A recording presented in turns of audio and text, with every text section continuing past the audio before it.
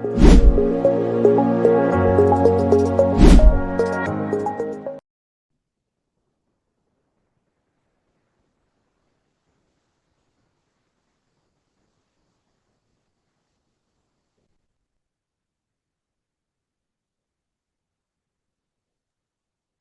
Kak. Oke, kita doa yuk. Mari kita satu dalam doa. Bapak kami bersyukur buat malam hari ini. Terima kasih kembali kami boleh berkumpul dalam komunitas kami di rumah. Biarlah kita hitung sebentar kami akan mendengar firman-Mu. Mati menyertai kami, urapan-Mu. Ya kami boleh mengerti dan memahami setiap kebenaran firman sampaikan. Dan lebih daripada itu kami boleh menghidupi. Terima kasih Bapak. Dalam nama Tuhan. Amin. Amin. Baik, shalom teman-teman semua. Thank you untuk antusiasnya dan semangatnya. Malam hari ini kita bicara soal iman, pengharapan, dan kasih. Ini satu topik yang luar biasa, di mana kita paham, teman-teman, bahwa bicara soal iman, pengharapan, dan kasih, ini adalah pilar utama dalam kehidupan kita sebagai orang percaya. Seperti apa yang dikatakan dalam 1 Korintus 13 ayat 13, bahwa iman, pengharapan, dan kasih ini merupakan pilar kehidupan setiap kita yang nggak bisa dipisahkan. Ya, bahkan sejatinya ketiga poin ini adalah satu dengan yang lain yang sebagai kunci untuk saling melengkapi dan bahkan menopang setiap perjalanan iman kita ya dalam kehidupan ini. Nah, iman, pengharapan, dan kasih, dan karena dikatakan yang paling besar di antara ketiganya adalah kasih, maka ini sedang mengingatkan kepada kita bahwa poin kasih ya itu adalah dasar kehidupan kekristenan. Yang saya ingat beberapa puluh tahun yang lalu waktu masih jadi remaja gitu ya. Salah satu ciri khas seorang percaya itu adalah dalam perbuatan yang penuh kasih. Banyak orang di luar sana mengenal orang Kristen itu karena satu poin yang paling besar itu adalah kasih. Mungkin dia tidak berkalung salib gitu ya, atau dia punya tato salib di tubuhnya, atau dia mengenakan nama yang rohani seperti Yohanes, Paulus. Namanya mungkin umum seperti orang kebanyakan, atau seperti kayak nama saya Andri gitu ya. Tapi mereka akan tahu perbedaan, oh ini orang percaya atau tidak, adalah waktu ada kasih yang terpancar ya, dalam kehidupannya. Saya ingat betul waktu saya SMP gitu ya.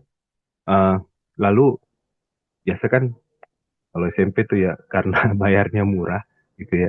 Biasa kalau kita di kendaraan umum, saya karena rumah dengan sekolah itu jauh, jadi nggak bisa pakai mikrolet. Pasti pakainya yang apa bus atau biasanya dia kalau yang mobil 3/4 gitu.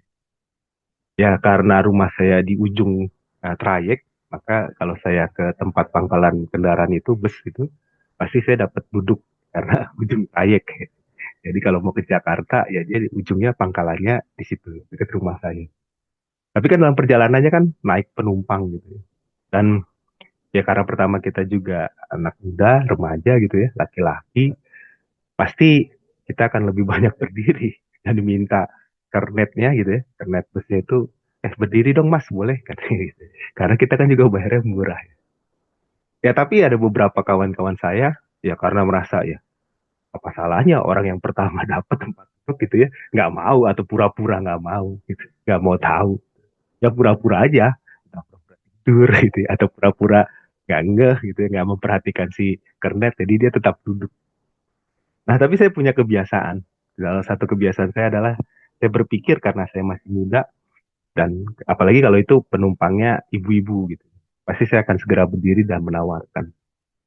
Mungkin kebiasaan itu diperhatikan mungkin kali ya. Saya ingat betul karena satu kali ada seorang ibu bilang begini waktu kami turun gitu ya di tempat saya kalau di rumah dari waktu saya masih remaja itu saya naik mobil itu 5 kali ganti mobil karena transportasi tidak seperti sekarang ini.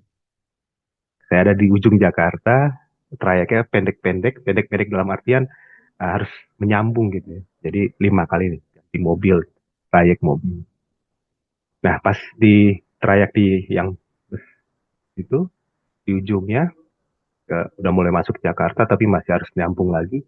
Ada seorang ibu bilang begini, dek, dek, kalian sekolah di mana? Saya, ya karena keterbatasan keuangan orang tua juga, saya diwajibkan harus sekolah itu sekolah negeri. Karena orang tua saya bilang gini, kalau kamu nggak negeri, ya kamu nggak sekolah. Karena mama, papa nggak punya uang. Jadi saya sekolah. Tapi harus sekolah negeri yang cukup baik. Nah, sekolah negeri saya ya cukup bagus, salah satu negeri favorit sampai sekarang di Jakarta. Jadi saya bilang, sebutlah saya sekolah. Saya sekolah di sini, Ibu. Loh, oh kamu bukan sekolah Kristen. Enggak, Ibu, saya sekolah negeri. Tapi dia bertanya begini, tapi kamu orang Kristen ya? Padahal saya tidak punya tampang atau tidak memberitahukan bahwa saya orang Kristen. Lalu saya bertanya begini, kok ibu tahu saya orang Kristen? Saya bilang gitu. Dia berkata gini, iya, soalnya kamu tuh ya selalu paling rajin pertama kalau ngelihat apa ibu dan naik, lalu kamu langsung berdiri. Oh, dalam hati saya gini, oh saya senyum aja. Ya Bu, dalam hati saya begini, oh orang Kristen itu dicirikan yang paling pertama adalah waktu dia punya kasih. Kasih itu banyak ya, teman. Ada agape, tahu ada filio, bahkan sampai yang paling dasar katanya eros. Nah, saya nggak mau bahas soal level-level kasihnya, tapi saya mau membahas bahwa di situ titik, saya ingat kelas 1 atau kelas 2 SMP. Saya bangga sih jadi orang. Ternyata orang Kristen itu dikenal ya, dengan hidupnya yang penuh kasih. Saya bangga. Padahal saya nggak punya atribut apapun soal kekristenan. Baju saya ya putih biru, seperti layaknya anak-anak remaja saat itu SMP. Dan tidak ada atribut yang lain. Gitu. Tapi saya senang.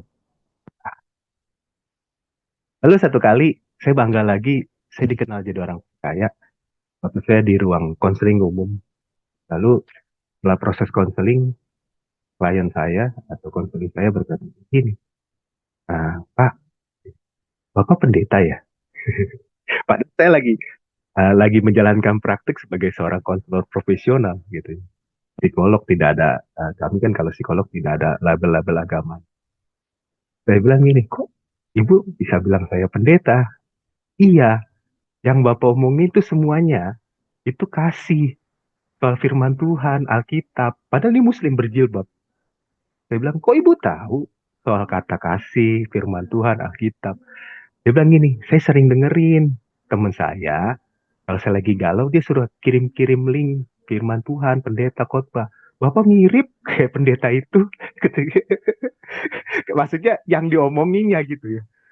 Wah, saya bangga lagi jadi orang percaya. Saya bilang ini, oh ternyata yang mencirikan kita itu percakapan kita, waktu percakapan yang dimana ada damai, ada sukacita, ada kekuatan, ada pengharapan gitu ya. Di balik percakapan yang orang lain pun bicarakan. Kasih. Firman Tuhan tadi katakan di Korintus adalah yang paling besar adalah kasih dari Tuhan. Nah, teman-teman, waktu kita bicara tentang iman, pengharapan, dan kasih yang di antara ketiganya, harusnya ini jadi satu pengingat dan juga sama seperti dengan Februari ini dikenal dengan bulan penuh kasih, walaupun kita harusnya setiap saat kita mengasihi. Ini jadi momen pengingat, panggilan kita, our calling and our identity. Panggilan dan identitas kita sebagai anak Bapa, orang percaya, ada satu yang membedakan kita dengan orang-orang yang lain, yaitu kasih. Orang Buddha, Hindu gitu ya, yang begitu menjunjung tinggi alam, ya, mereka sampai mempraktekkan dalam kehidupan mereka untuk tidak menyakiti siapapun, termasuk binatang. Hingga kita mengenal orang Buddha itu, mereka orang-orang yang apa ya, begitu mulia, begitu menghargai bumi ini.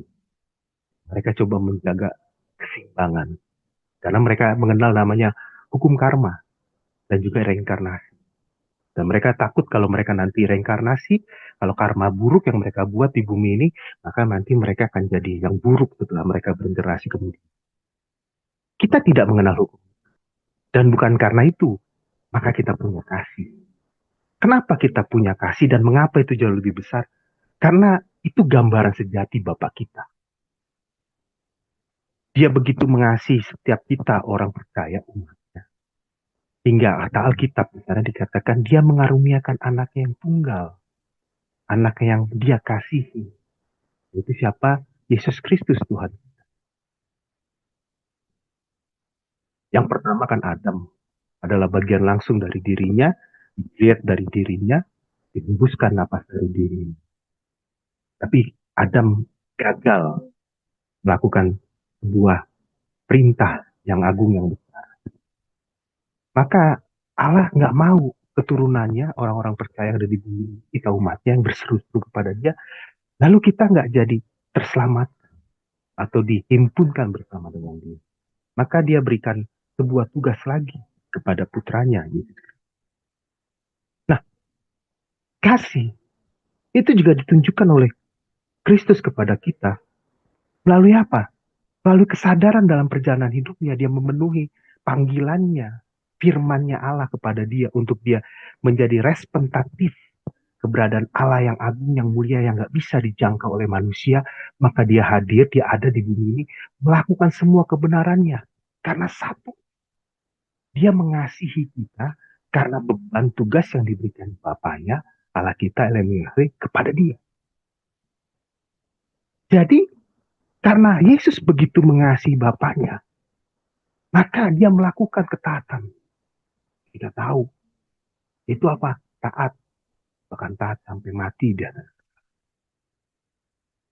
Bisa nggak dia seandainya membela diri waktu Pontius Pilatus memberikan kesempatan? Ayo, ngomong aja. Aku ini loh yang punya kuasa. Aku bisa mengatakan maupun menghilangkan hukuman. Jadi kata Pontius. Tapi yang keren, Kristus katakan apa? Oh, enggak. Aku nggak punya kuasa apapun di bumi ini maupun di surga. Tapi dia mengikuti ketaatan Bapaknya. Dia melakukan ketaatan itu sebagai wujud kasihnya. Maka di dalam 1 Yohanes 4 ayat 8, firman Tuhan bilang begini, mengingatkan buat kita. Barang siapa tidak mengasihi, dia tidak mengenal Allah. Sebab Allah adalah kasih. Jadi Allah karena kasih, dia harus direpresentatifkan oleh setiap kita orang percaya yang mengatakan kita pengikutnya. Yesus Kristus teladan kita. Karena harusnya kalau kita bilang kita mengenal Allah kita, kita pengikutnya Allah, Bapa kita, kita adalah penuh dengan apa? Kasih. Karena Allah adalah kasih. Maka kita kayaknya bertanya lebih lanjut. Kasih itu kayak apa?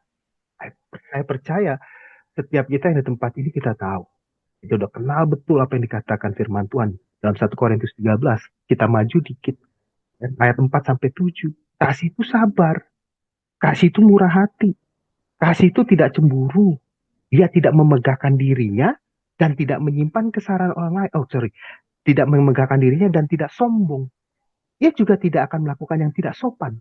Dan dia tidak mencari apa yang hanya keuntungan dirinya sendiri.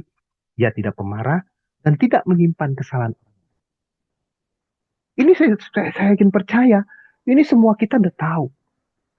Ngerti betul. Karena mungkin dari sekolah minggu kita sudah dicekoki firman ini, sudah diperdengarkan, sudah dikotbahkan berkali-kali. Mungkin kalau kita bilang ribuan lebay, ratusan kali ya. Tapi tadi Allah itu dikenal karena kasihnya. Dan kita pengikutnya representatif dari keberadaannya sama seperti Kristus adalah representatif dari keberadaan Bapa, maka harusnya kasih itu melimpah, terpancar dalam kehidupan kita. Malam ini saya nggak mau bicara yang panjang lebar atau bagaimana. Saya nggak mau juga jadi hakim. Saya cuma mau mengingatkan, remind lagi kepada diri kita. Apakah hari-hari ini kehidupan kita penuh dengan namanya sabar? Atau hanya kita tahu ada tulisan, ada kata yang namanya sabar. Tapi apakah sabar itu betul-betul real atau abstrak dalam kehidupan kita? Hanya kita tahu kata sabar. Bisa mendefinisikan. Tapi pertanyaan paling benar. Betulkah kita hidup di sabar itu? Kita. Karena harusnya itu salah satu bagian dari yang katanya kita penuh kasih. Masih berjuang Kak? Sama. Kadang nyaris kepleset jatuh lagi. nyaris. Bersyukur kadang kita, ya kita, makanya kalau saya bersyukur saya punya pasangan. Istri saya kelihatannya cerewet, tapi saya bersyukur karena dia rem saya. Dia yang selalu akan ingatkan saya di samping saya kalau saya lagi nyetir, ada yang mau pancing-pancing ribut-ribut, saya mulai kegoda, dia langsung tepuk paha saya kenceng. Eh, ingat kau pendeta, begitu. Oh, ntar kalau jemaat itu gimana, malu kau. Makanya saya juga mengingatkan teman-teman nih, kalau cari pasangan harus betul-betul yang memang sepadan, ya, seimbang, ya, serohani, biar nilainya sama, jangan cari yang sembarangan. Karena kalau nyari sembarangan, wah, kan malah jadi tambah kompornya ya, atau bensinnya. Oh, kejar yang, kejar, kejar. Jangan mau kalah. Kejar, pepet. Ngeri. Tapi saya bersyukur. Dia punya istri agak cerewet dan galak. Dia selalu akan marah. Waktu saya mulai kelihatan indikasinya, ya kan manusia. Ya. Bukan mau bela diri, tapi ya manusia juga masih juga teman-teman. Udah mulai mengeluarkan indikasinya, nih ada sesuatu yang gak tepat. Dia langsung marah. Gimana kita hari ini dengan kata murah hati? Saya yakin percaya kalau suruh definisikan semua kita tahu kata murah hati.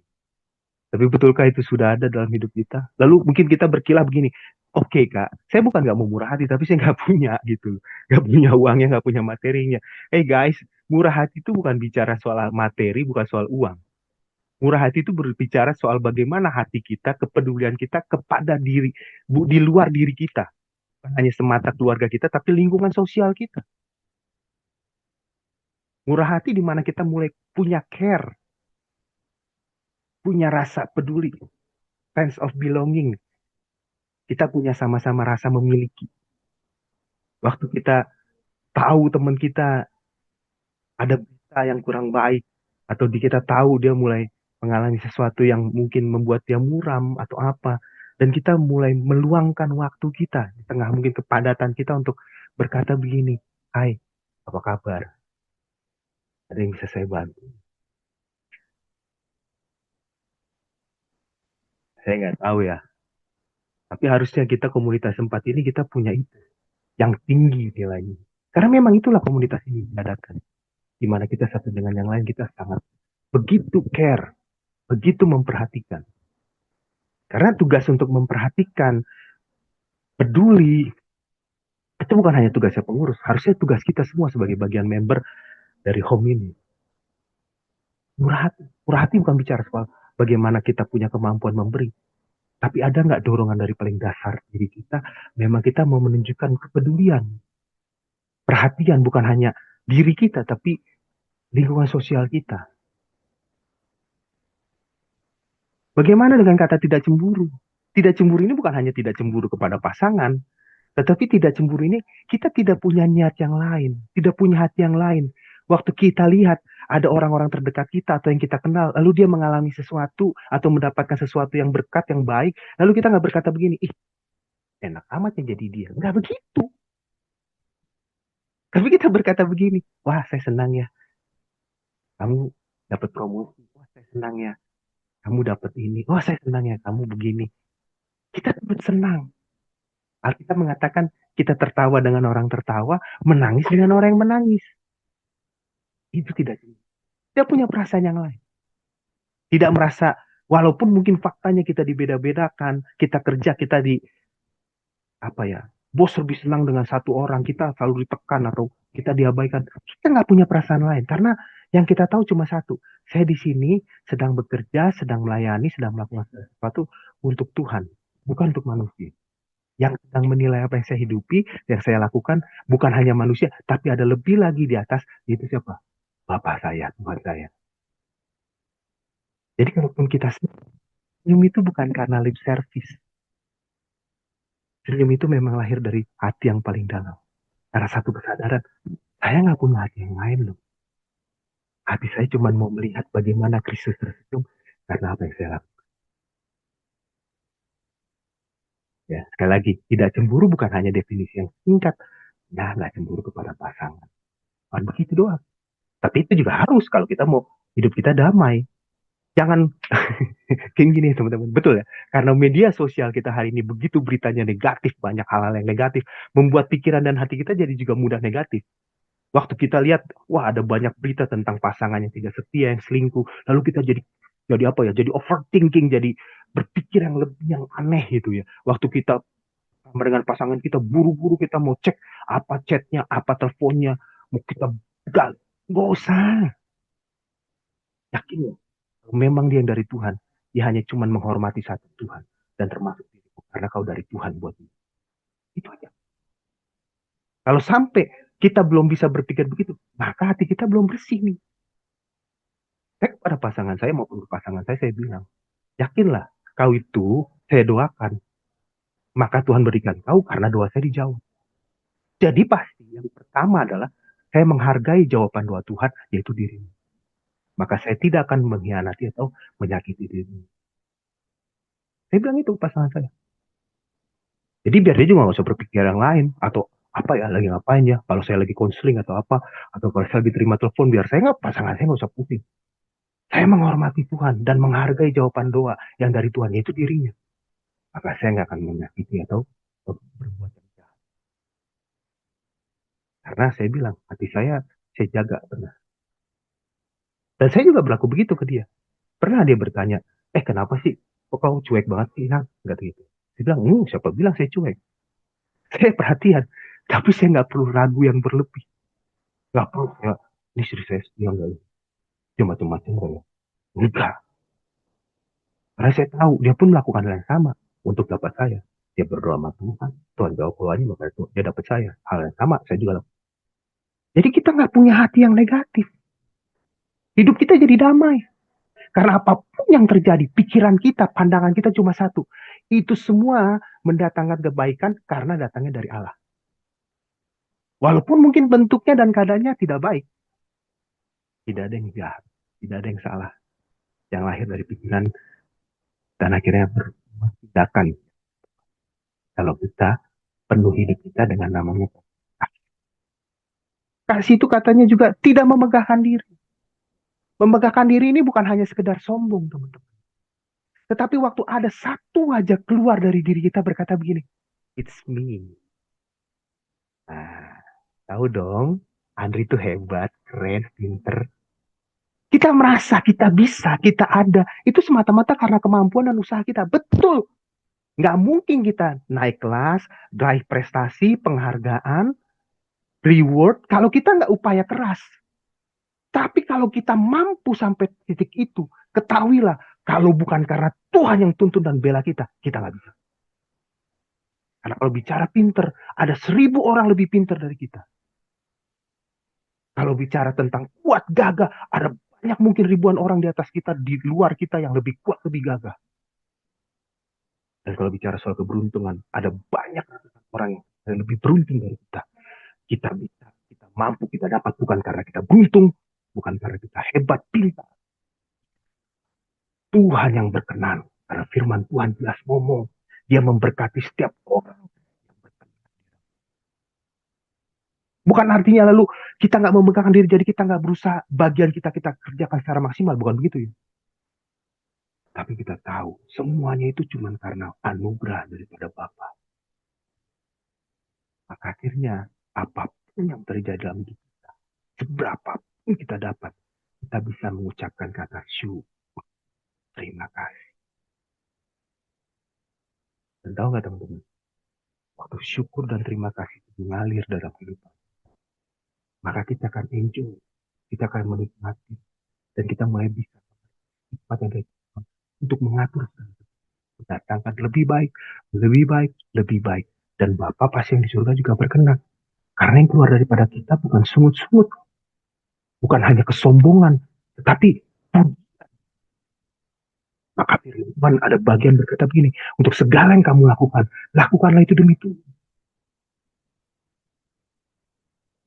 Bukan hanya pekerjaan, bahkan nafas hidup kita, pikiran kita, kehendak kita, emosi kita, semua buat Tuhan.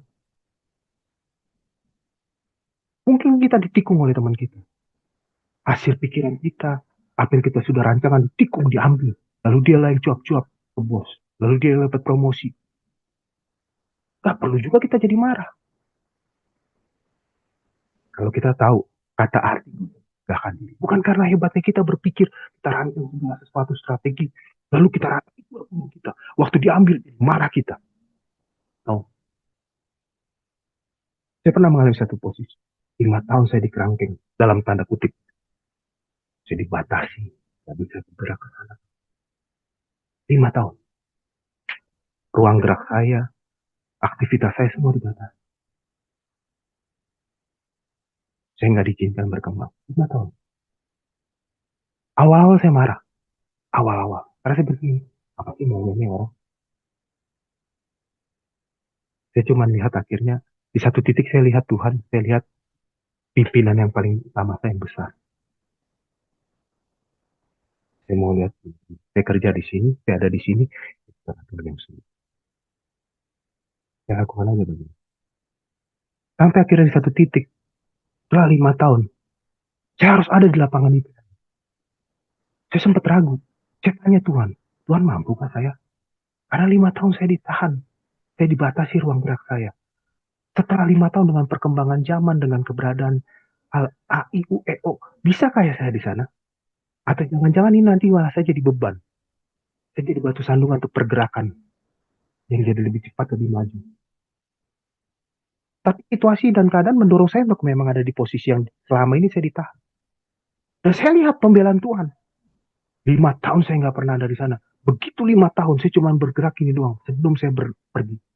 Tuhan, tolong saya Tuhan. Bantu saya. Kalau saya harus ketemu orang, temukan orang yang tepat. Kalau saya harus berbicara dengan orang, biarkan saya berbicara dengan orang yang bisa membantu saya. Dan saya masuk ke ruangan itu, ke bidang itu, di mana semua orang yang dulu saya kenal sudah tidak ada, orang-orang baru, muka baru. Tapi Tuhan bela semuanya, semuanya tepat dan tepat orang. Karena semuanya dibuka. Saya bilang sama kawan saya, ya saya ajak partner saya, bilang hebat ya Tuhan ya. Saya sempat berpikir loh, mungkin bidang ini nggak akan saya pegang lagi. Karena 5 tahun saya sengaja dimasukkan kota. Tapi hari ini Tuhan suruh kita ada di sini lagi. Dan yang hebat adalah Tuhan taruh orang-orang yang kita butuhkan. Tepat. Saya mau masuk satu departemen. Saya nggak tahu siapa. Tugas saya adalah menemui masalah ini di depan. Pintu utamanya ada di satu tempat. Satu titik. Waktu saya datang, teman saya bilang, kita masuk situ aja bang. Saya bilang, aja. Karena saya tahu, di depan pintu utama paling ada satpam. Kalau kita tanya satpam, belum tentu orangnya ada. Belum tentu dia tahu orangnya yang kita butuhkan siapa. Karena kita juga nggak tahu siapa yang harus kita. Lalu Tuhan kasih saya satu hikmat nih, pintu samping. Saya puteri gedung itu. Saya lihat mana pintu samping. Itu banyak pegawai-pegawai nongkrong gitu, kayak kantin-kantin garis. Lalu ada pegawai-pegawai nongkrong pada ngopi, rokok gitu. Lalu saya deket ngobrol. Saya bilang, bang, ada bangku kosong. Boleh saya di situ? Oh boleh, boleh bang. Saya kesini, tawarin rokok. Saya bilang, bang, kasih bang. Saya bilang, tapi ngobrol.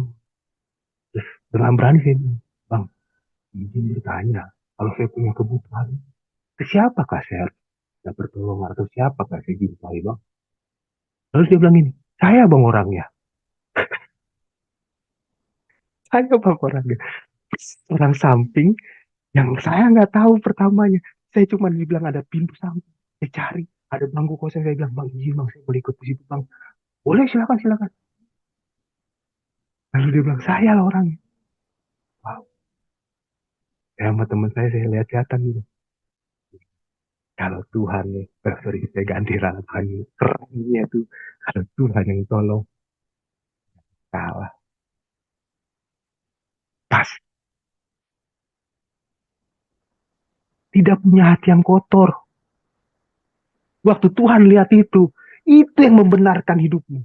Itu yang membela perilakumu. Itu yang membela jalan-jalanmu. Saya bilang sama teman saya sempat berpikir, mungkin bidang ini nggak kita jalani lagi. Karena 5 tahun kita nggak ada di, sengaja di parking. Saya terima aja. Iya nggak memegahkan. dan tidak sombong.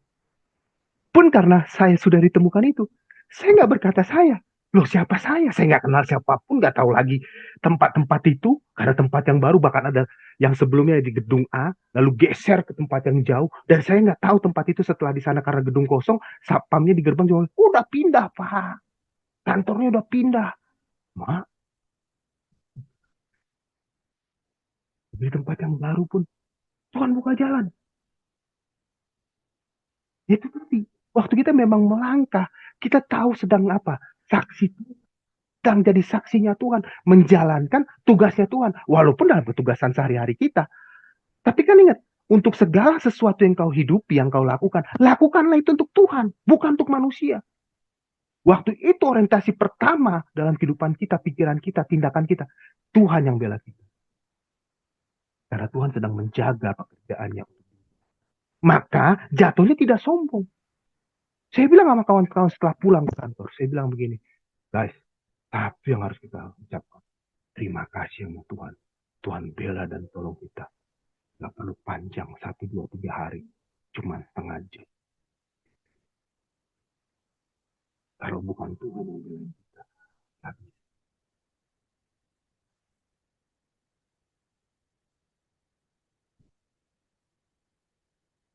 maka kami sepakat teman-teman.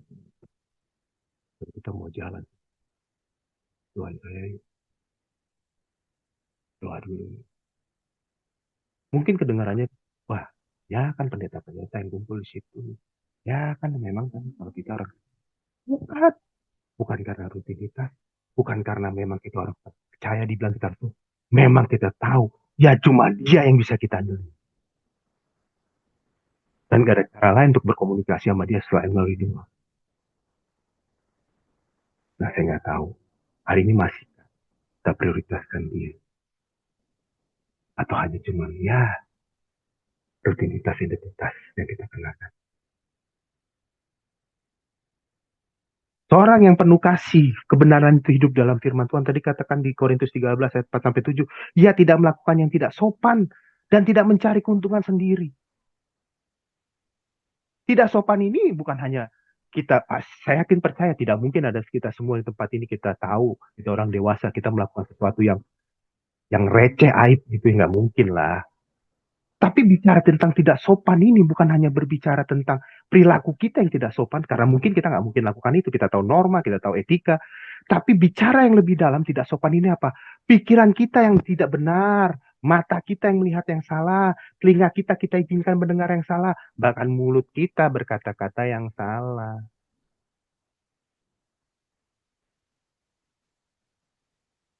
Kita harus kendalikan itu. Oke, saya selalu bilang sama diri saya dan orang-orang sekitar saya, please, jangan pernah izinkan melihat yang memang harus didiam. Jangan lanjutkan percakapan yang harusnya memang kita nggak lanjutkan. Kalau ada sesuatu kata-kata yang udah menurut kita udah nggak pas, mancing kita untuk menjadi dunia, kita tinggalin. Dan saya berusaha begitu. Mungkin kedengaran, kalau teman-teman saya tahu, kalau saya udah mulai rasa kayaknya udah nggak pas buat saya nggak mau pusing. Saya tinggal angkat pantat, keluar. Saya cuma gini, maaf ya guys, saya duluan. Kita bukan orang, tidak ada Superman. Tapi kita harus punya komit yang kuat. Sama seperti Yusuf meninggalkan godaan.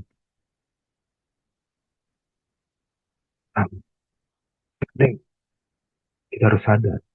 Langkah satu-satunya adalah kita memang jauh. Maka bicara tidak melakukan yang tidak sopan, tidak mencari keuntungan. Itu berbicara tentang komitmen yang sungguh dalam tugas panggilan yang Tuhan berikan kepada kita. Dalam nilai hidup yang sedang kita hidup. Itu komit. Komit artinya apa? Bukan hanya sekedar tahu, bukan hanya sekedar ngerti, tetapi lakukan. Itu kata komit. Bukan karena di tengah-tengah keramaian, bukan karena di tengah-tengah orang yang sedang melihat kita karena identitas kita, tapi karena kita tahu ada mata yang di atas sana, mata Bapa kita yang sedang melihat kita. Tersenyumkah dia atau menangis? Karena apa? Hidup yang kita hidup ini kita lakukan seperti apa? Dan harusnya satu-satunya komit kita adalah membuat Bapak kita Elimyahu. Dia tersenyum karena dia punya kita.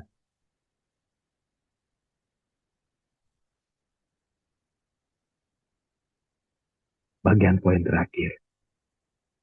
Dia tidak pemarah dan dia tidak menyimpan kesalahan. Ini pun saya masih terus bergumul. Karena saya nggak tahu teman-teman. Sekarang ini posisi saya bersyukur.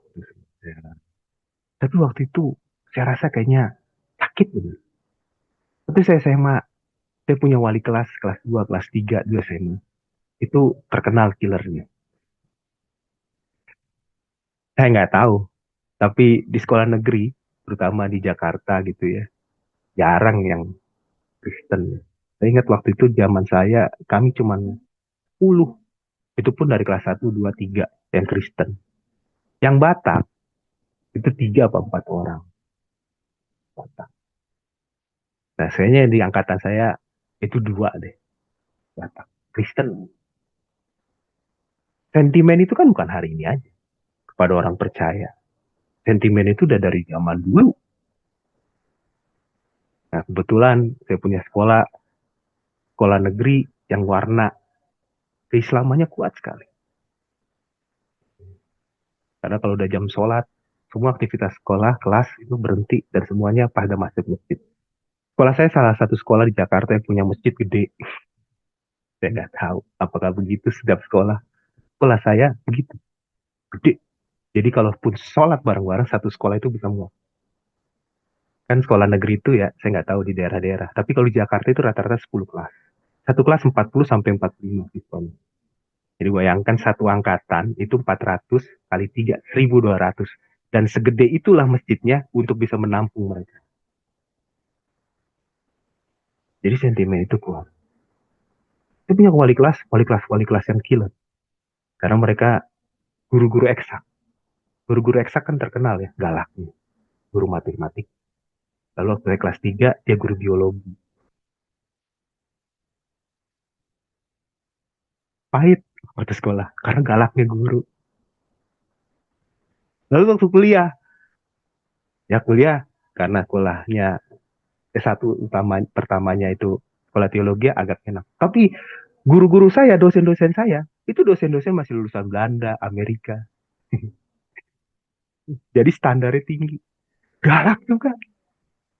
Lalu saya sekolah lagi, sekolah umum. Wah, sama. Saya punya pembimbing, udah doktor. Waktu dia bimbing saya, dia ngambil PhD lagi. Susah juga bimbingan, karena dia lagi di PhD.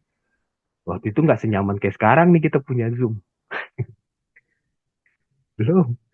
Lalu kita kalau bisa bimbingan on-site, itu kalau dia lagi ada, mungkin dia ke Australia, atau dia kemana gitu ya, di Asia, maka dia transit ke Soekarno-Hatta, lalu saya harus jumpa ini. Susah, bro. Biasanya, yang lahir dari proses kayak gitu akan jadi kalau dia guru, guru killer lagi. Gitu kan. Guru killer lagi, atau guru yang galak lagi. Gitu. Karena dia punya rasa sakit kan. Dulu digituin sama seniornya, ya dia berlaku lagi sama junior kan gitu kan. Sempat kepengen begitu. Tapi ada satu kalimat. Emang kamu bukan anak Tuhan. Tuhan. Sempat marah. Loh, kok giliran saya ada di sini? Harus standar itu yang saya kenakan. Emang kamu bukan anak Tuhan? Wah, dulu waktu saya satu, saya harus penuh tugas dengan begini, begini, begini, begini, begini. Belum lagi. Saya nggak tahu teman-teman, tapi saya waktu saya bikin skripsi dulu seminari ya. Karena dosen saya mungkin lulusan Amerika yang standarnya tinggi. Saya sampai 3 kali saya bikin. Itu nggak pernah dia baca, cuma dia buang di depan mata saya ke tempat tamu. Jadi, saya ngerjain itu bergadang bermalam-malam. Saya kumpulin ke dia di cuma apa ini sampah nih. Cek, cek, depan mata. Yang keempat, saya beranikan diri. Waktu dia buang ke tempat saya ambil. Saya buka. Lalu dengan kata-kata terbatas, Pak,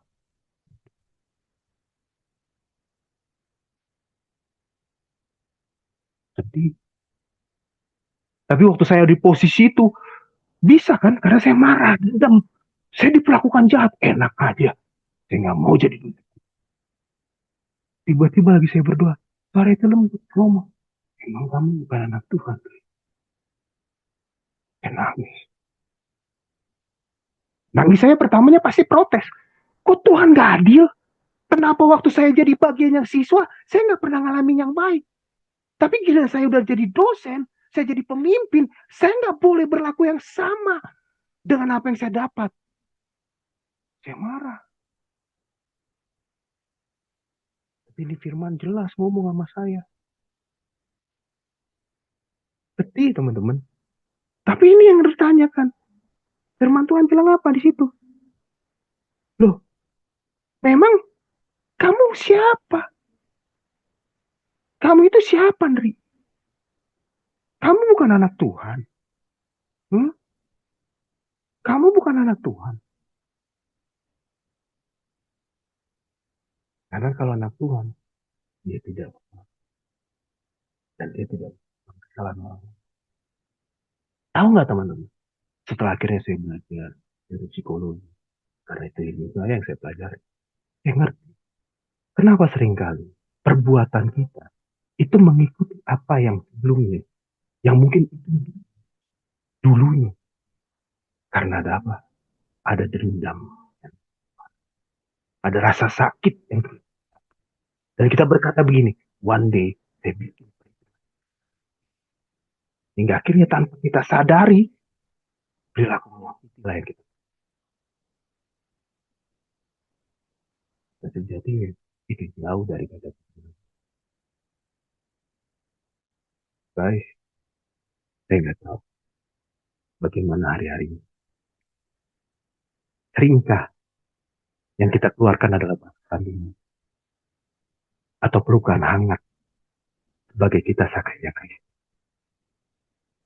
Tapi kalau yang kita tanpa kita mungkin sadari ataupun tidak kita sadari, yang kita tahu yang banyak keluar dari diri kita adalah batu-batu sandungan, kerikil-kerikil tajam, pasir-pasir yang menyakitkan, yang membuat orang tergelincir.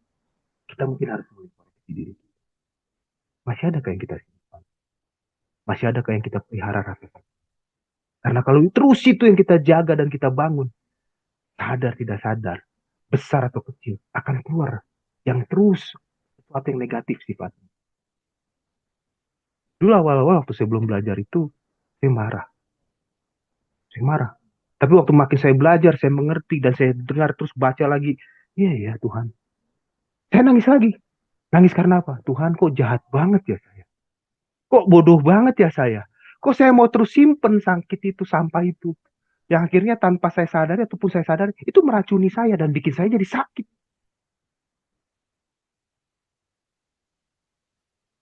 Jadi ini malam bicara tentang topik besar kita, iman, pengharapan, dan kasih. Saya ambil yang paling terakhir, kasih. Saya bicara kasih, saya bicara sebuah panggilan yang paling utama, yang harusnya jadi identitas. Sama dengan Bang saya jadi orang percaya, waktu saya rendah. Karena ada seorang ibu bilang gini, kamu orang Kristen ya? Walaupun saya berkata, saya bukan sekolah Kristen. Tapi dia bilang, kamu orang Kristen. Lalu dia berkata, karena kamu yang paling antusias, yang pertama berdiri, waktu kamu lihat ada ini.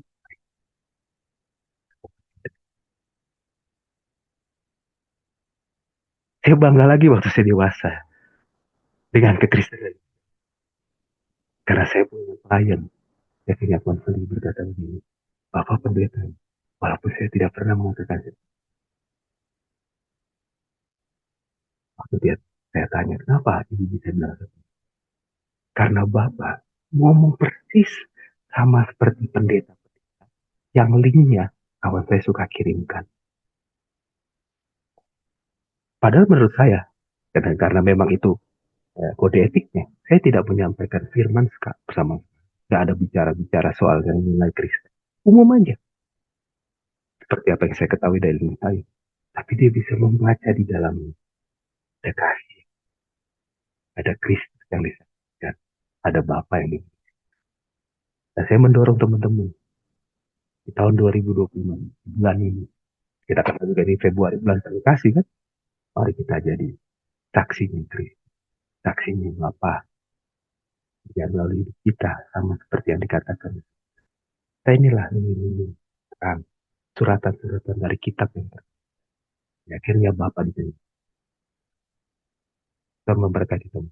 Saya serahkan kepada ya isinya. Thank you.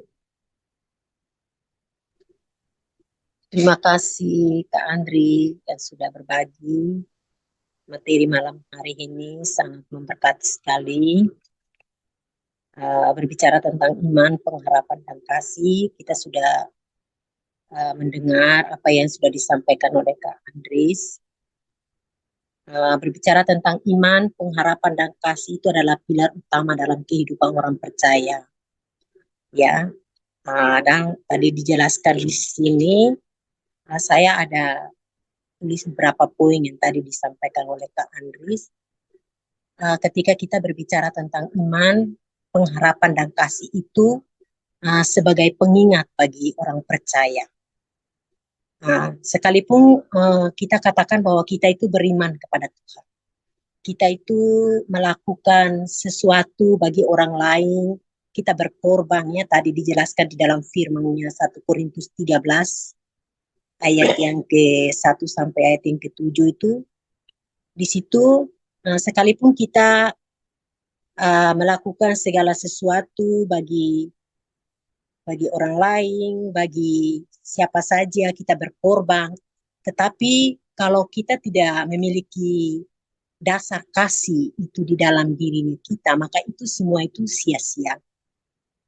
Nah, karena segala sesuatu yang kita lakukan itu kita harus melakukannya dengan kasih. Karena ketika kita melakukan dengan kasih, orang pasti akan merasakan dan orang akan melihat sebuah kehidupan nyata dalam kehidupan kita itu. Kita akan sebagai saksi, ya tadi dikatakan oleh Kak Andris bahwa kita akan sebagai saksi daripada kehidupan Yesus, di mana kita melihat bahwa Allah adalah kasih, karena di dalam Yohanes 3 ayat yang ke-16, karena begitu besar kasih Allah akan dunia sehingga dia memberikan putranya bagi kita untuk menyelamatkan setiap kita, itu karena kasih.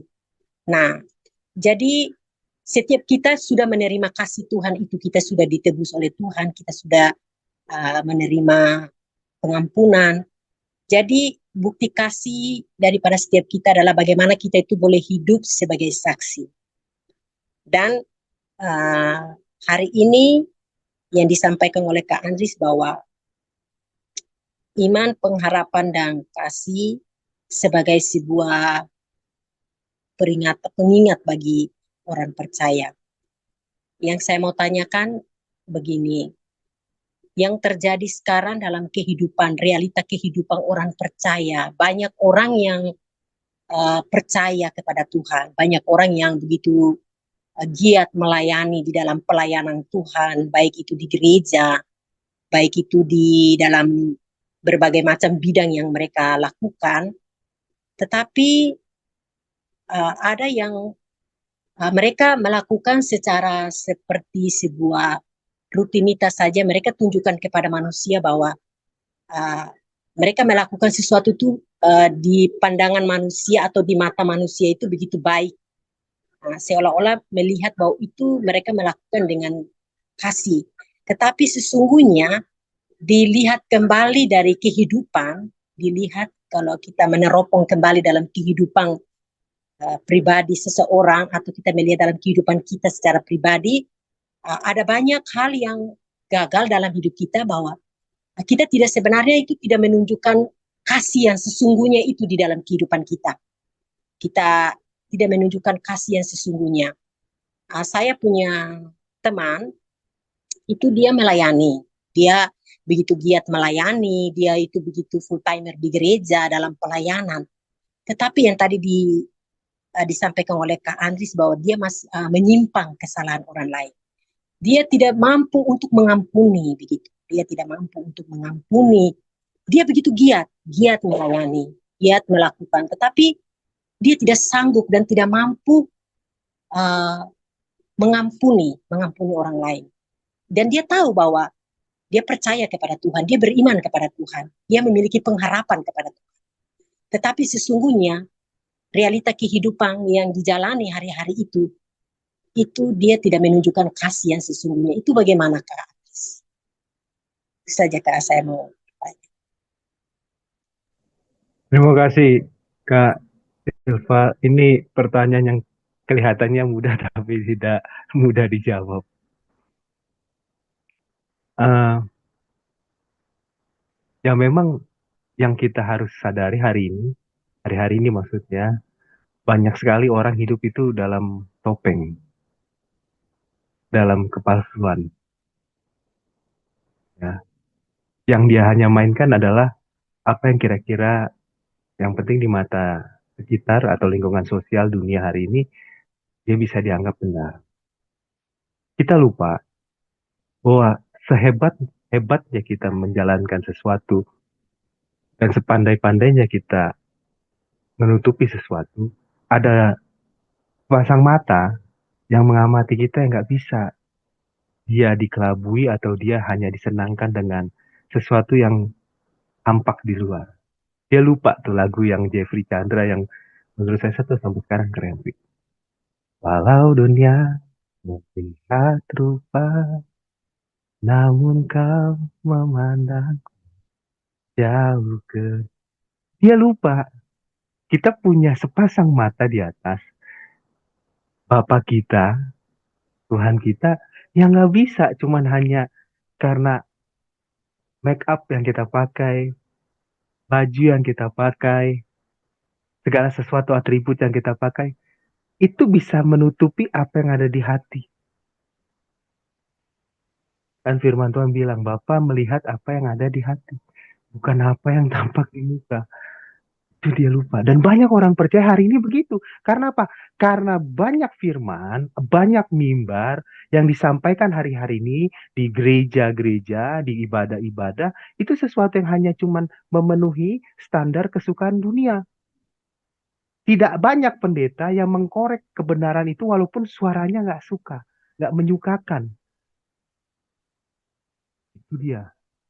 Karena ada banyak gereja berkompromi dalam tanda kutip. Gak apa-apalah, yang penting gerejaku penuh. Gak apa-apalah, yang penting dia bisa bantu-bantu pelayanan.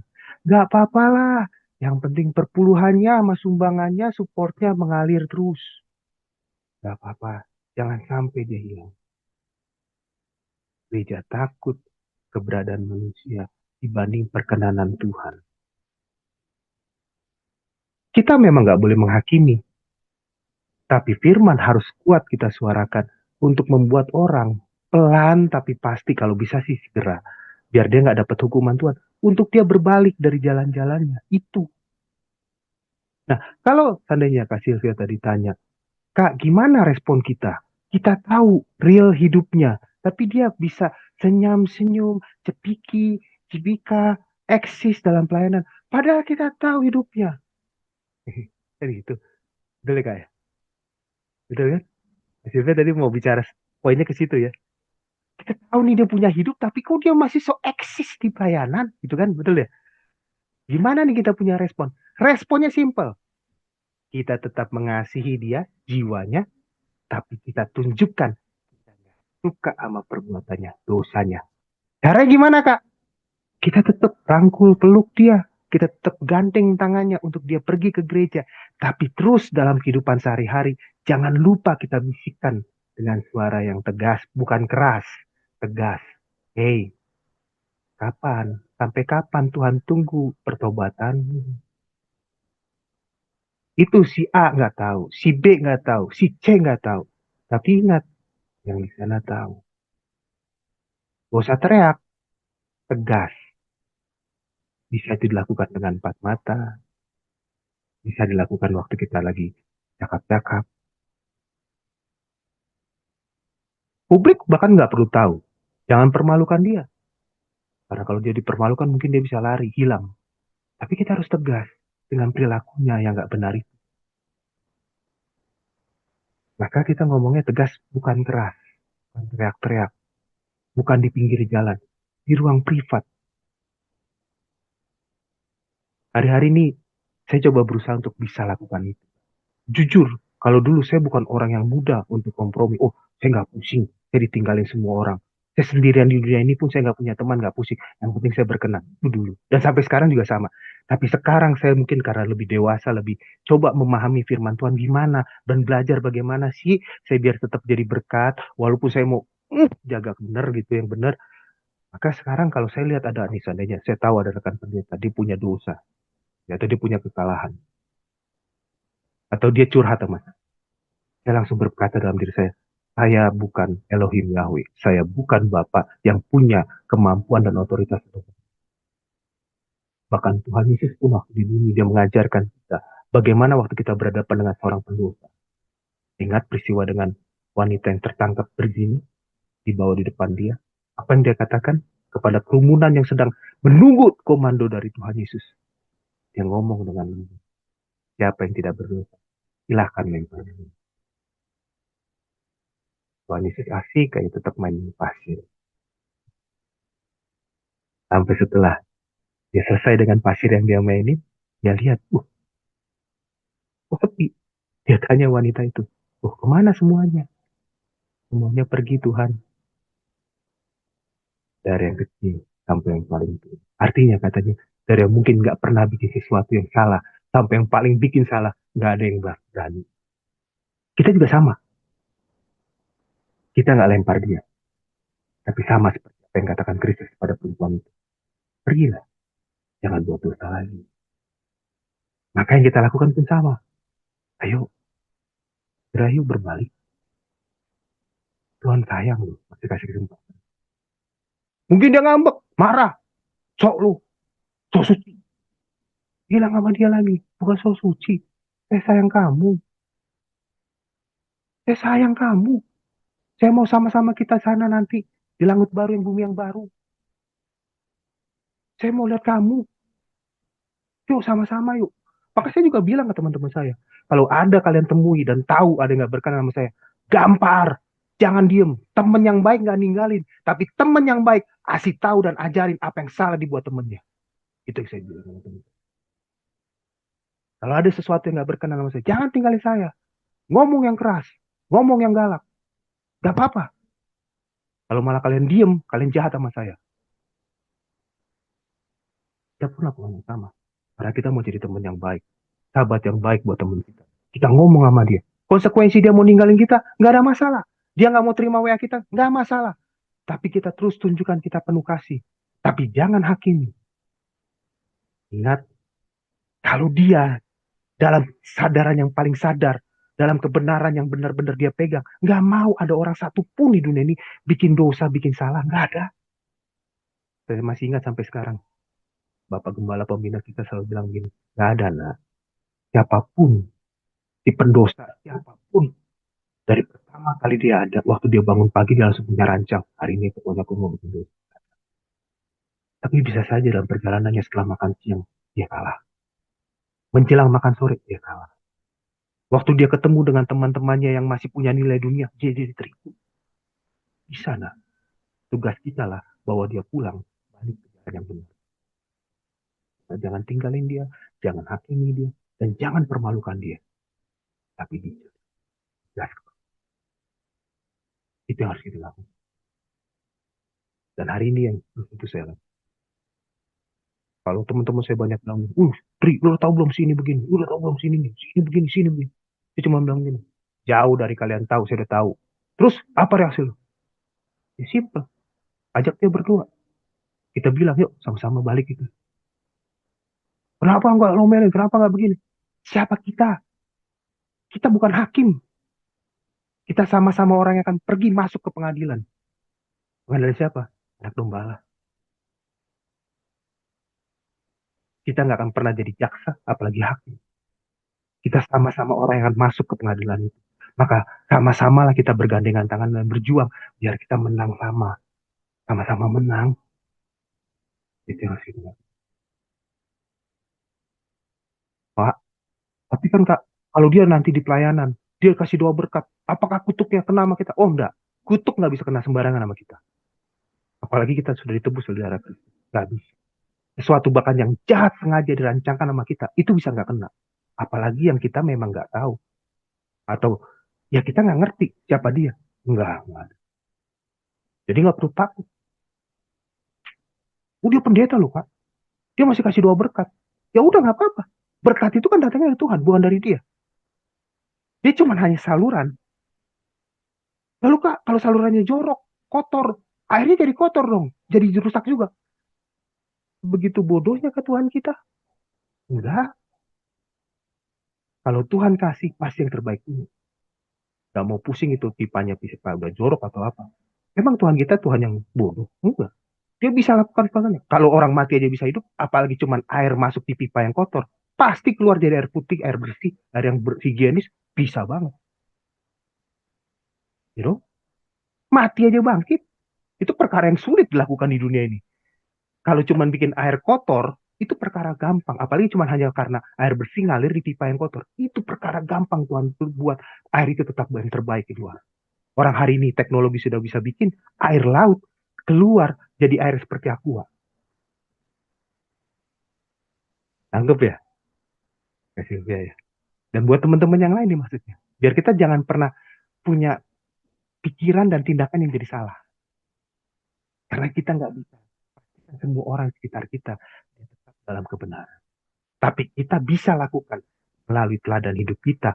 Mereka semua orang di sekitar kita tahu standar hidup yang benar, yang berkenan di hadapan. Itu bisa. Tapi bikin orang semuanya jadi dalam kebenaran, kita nggak bisa punya kuasa. Tapi kita punya kemampuan. Kita tunjukkan. Ini loh kalau orang hidup, orang Kristen, orang percaya. Standar yang seperti ini loh yang harus kamu hidup. Ini loh. Itu bisa. Kita bisa lakukan itu. Saya kok bilang nih, agak jauh lagi. Saya kok bilang ke teman-teman saya atau siapapun di sekitar saya yang wanita. Saya bilang begini, kalau kalian pulang malam, lalu saya nggak ajak kalian naik kendaraan bersama dengan saya, jangan bilang saya jahat. Andri sombong, jahat. Saya sayang sama kalian, saya peduli. Saya nggak akan pernah ajak kalian naik kendaraan bersama dengan saya. Kalau istri saya nggak ada. Karena apa? Saya harus jaga diri saya. Biar saya nggak jatuh. Saya manusia. Saya laki-laki. Saya juga harus jaga perasaan istri saya. Tapi saya lakukan bagian saya. Saya pesankan kalian Grab ya. Tapi jangan bilang saya sombong atau Andri jahat, nggak peduli. Gini, kita nggak diajak naik mobilnya bareng. Saya bilang nggak. Karena saya harus jaga. Nah itu saya tunjukkan tuh. Kalau kau hamba Tuhan, atau kau anak Tuhan, kau laki-laki, ini standar hidup. Dan saya bilang itu ke banyak teman-teman yang lain yang juga adalah laki-lakinya, bukan hanya wanita. Tapi saya sengaja ngomong.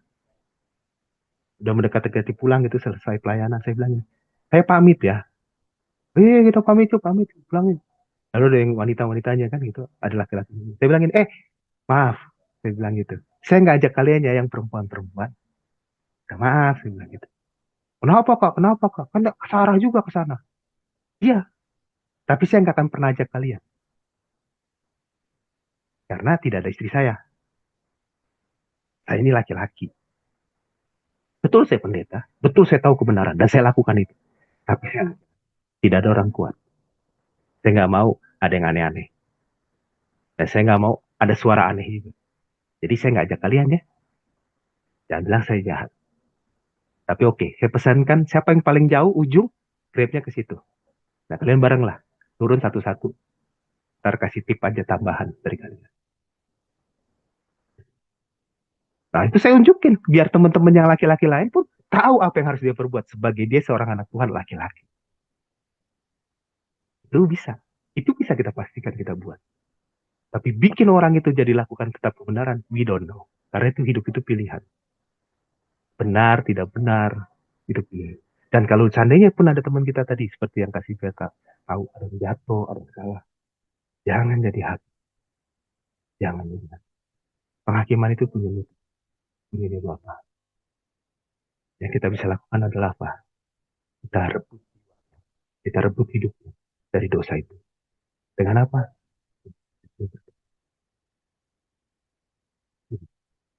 Tapi terima kasih, Kak Sylvia sudah bertanya. Ini pertanyaan keren. Dan ini banyak pergumulan kita sebagai orang-orang percaya, anak-anak Tuhan. Karena ini masalah yang banyak di sekitar kita. Thank you, Kak. Terima kasih Kak Andris buat penjelasannya. Terima kasih. Mungkin teman-teman yang lain yang bertanya atau mau sharing tentang materi yang disampaikan oleh Kak Andris, silakan open mic. Kesempatan saya berikan.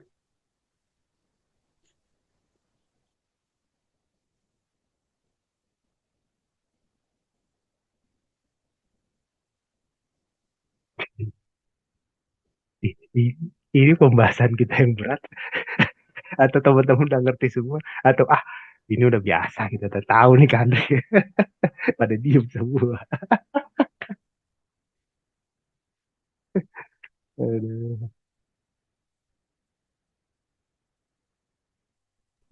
Kak Franky mungkin bisa tambah sedikit. Kak Widya, silakan.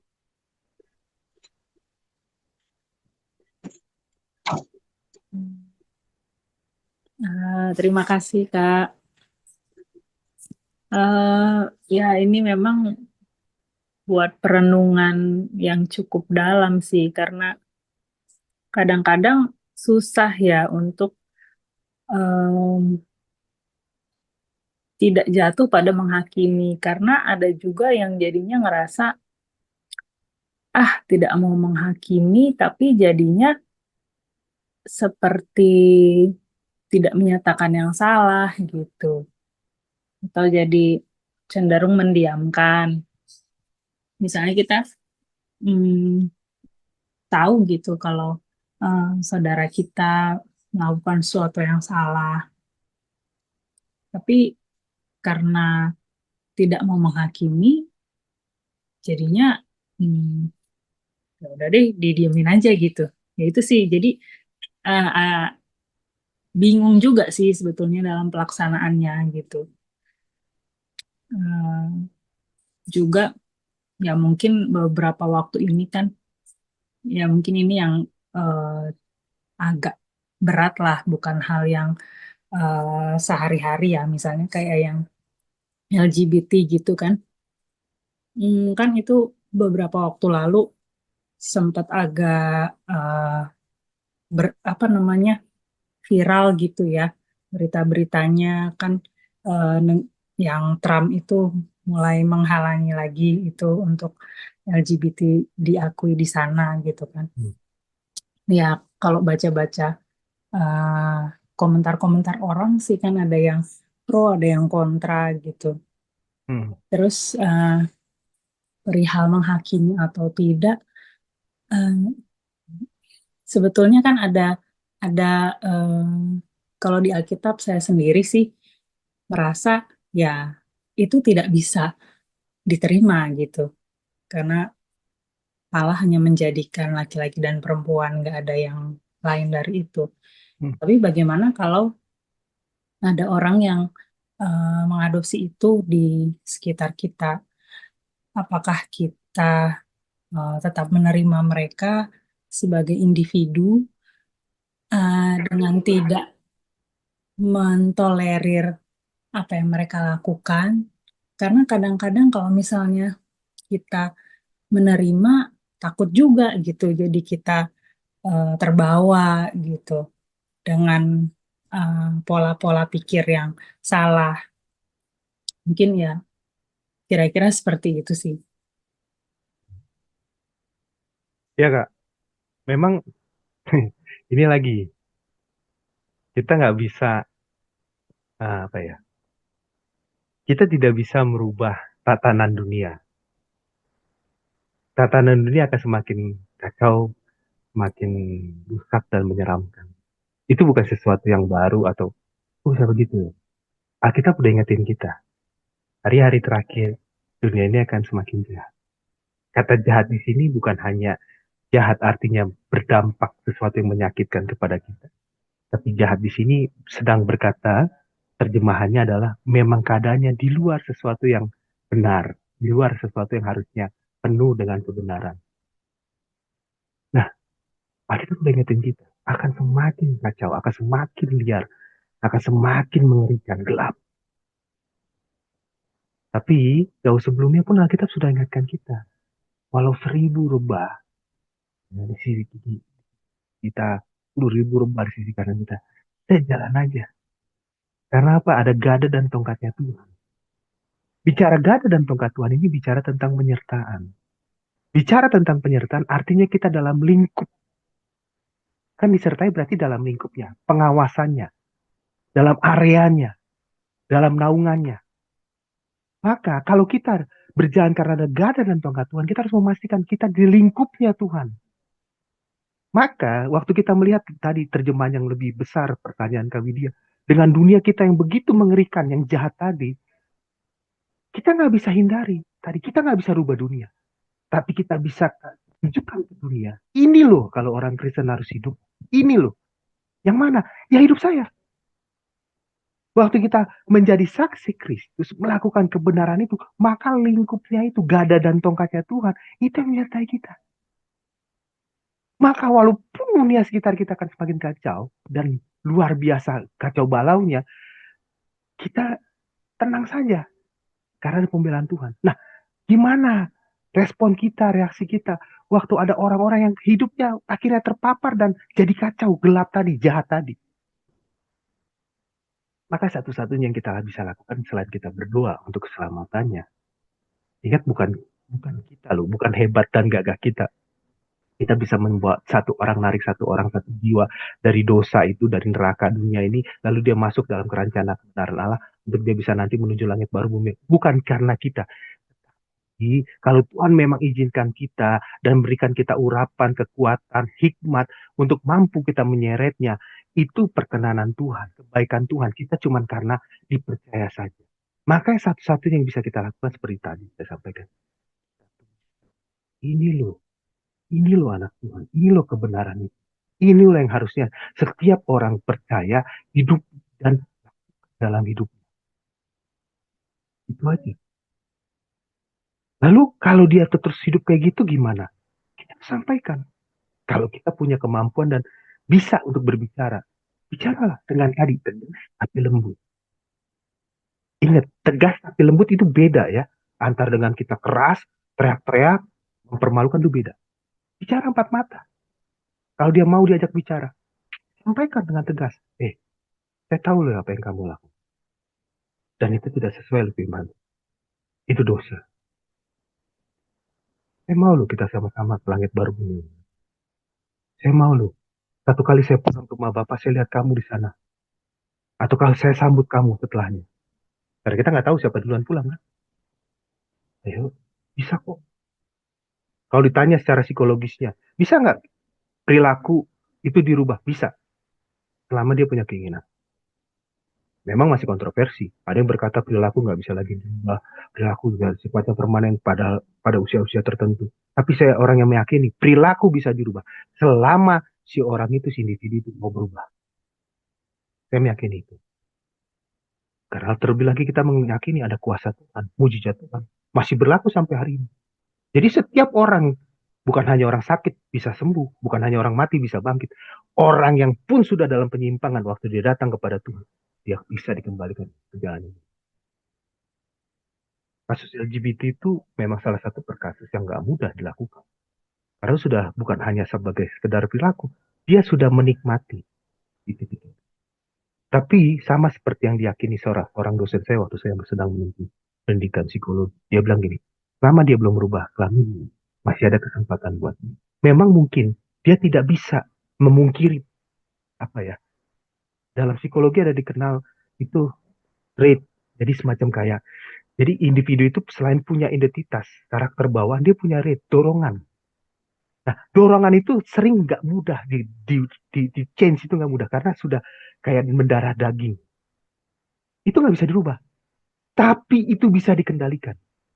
Maka saya pernah menangani orang seperti itu. Ada dua. Yang satu akhirnya betul-betul jadi menikah kembali. Menikah dan punya anak sekarang. Punya anak dua, hidupnya bahagia. Yang satu, dia tetap jadi single laki-laki. Dia berjuang, struggle. Untuk apa? Dia tidak jatuh dalam perilaku. Bisa. Bisa. Selama dia mau dan keinginan. Secara sadar. Jadi kita harus ngomong. Waktu saya berhadapan dengan adik rohani saya yang punya pengalaman seperti itu sebelumnya, pesan saya cuma satu. Mungkin saya udah pernah saksi belum ya di home ini. Saksian saya begini sama mereka. Saya bilang, handphone saya ini nggak pernah mati. Anytime kau telepon, saya pasti angkat. Dan saya cuma mau minta satu aja. Setelah saya tahu dia kan perilaku seperti itu, saya nggak permalukan ke siapa. Yang kasih tahu saya pacar. Saya tangani. Karena pacarnya ini anak rohani saya. Makanya dia jadi anak rohani saya. Tapi setelah mereka pacaran, kebongkar sama pacar. Dia nangis-nangis. Kak, ini begini, begini, begini. Terus saya bilang, itu nggak mudah loh diberesin. Kamu udah tinggalkan aja. Tapi pacar saya, anak rohaninya pacar itu bilang begini. Tapi saya sudah cinta sekali kayak begini. Kakak tolongin saya. Layanin dia. Ya udah, tapi nggak mudah. Tapi kalau dia mau, saya mau layani. Kalau dia kau suruh, jangan pernah bawa ke saya. Lama, akhirnya dia datang. Dia nangis, dia ngomong, saya layani. Lalu saya pesan saya ke dia apa? Handphone saya ini 24 jam. Anytime kau telepon saya pasti angkat. Saya cuma pesan satu. Kalau kau mau melakukan itu, dan di tengah-tengah mau melakukan, sebelum kalian berhubungan, intercourse gitu ya, please, siapa aja sih? Telepon saya. Kakak mau ngapain? Saya nggak mau ngapa-ngapain. Saya nggak akan hakimi kamu, dan saya nggak mau ngapa-ngapain. Saya cuma mau dengar suara kamu. Oh, kejadian. Pernah jam 3 pagi ditelepon. Di tengah-tengah nafas yang memburu. Dia bilang, kamu kenapa? Saya pikir dia kenapa. Kan kita nggak tahu ya, karena orang tidur. Kandri pernah pesen. Kalau saya mau begitu, saya harus telepon Kandri. Ini saya telepon nih kak, ngapain kak? Oh, udah. Kamu lagi mau gitu? Iya. Oh, langsung seger. Tengah pagi. Lagi ngantuk ditelepon gitu. Langsung seger. Ingat kan? Oh iya. Dia cuma bilang gini. Oke. Dalam nama Tuhan Yesus. Oke ya. Udah silakan kamu lakukan. Itu doang kak. Iya. Deh. Dalam nama Tuhan Yesus lakukan. Matiin. Saya matiin. 15 menit telepon. Kalau yang tadi pertama dia nafasnya memburu. Yang kedua teleponnya nangis. Ujung telepon gitu. Loh, kamu kenapa? Saya pikir dibukin apa diapain. Gara-gara Kak Andri nyuruh saya dalam nama Tuhan Yesus. Ya nggak bisa lah Kak.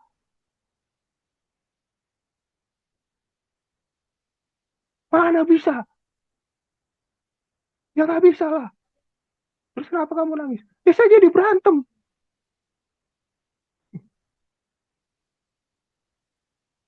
Dalam hati mau ketawa. Tapi juga senang juga. Tapi juga, ya saya tahu pergumulan batinnya. Ya saya coba melepaskan diri saya sebagai hamba Tuhan. Sebagai sesamanya lah. Berangkat. Saya cuma bilang gini. Nggak saya suruh mandi, tapi dia bilang gini. Yaudah kamu kamar mandi. Terus kau tidur.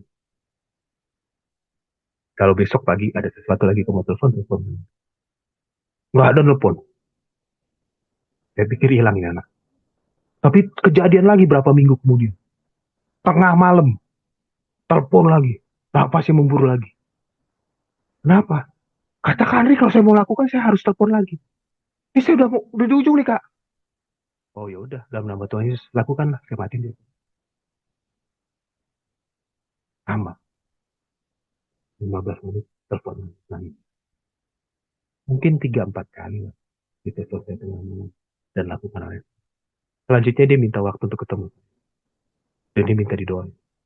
Lepas dari situ, adik rohani saya, pacarnya bilang, anak rohani saya, Kak, dia bilang katanya dia udah bertobat. Kami boleh nggak ke jenjang yang lebih serius? Oh, saya bilang jangan. Tahan dulu. Berapa lama dia bilang bertobat? Belum lama ini. Saya hitung dari terakhir telepon dia. Belum. Belum waktunya. Uji dulu.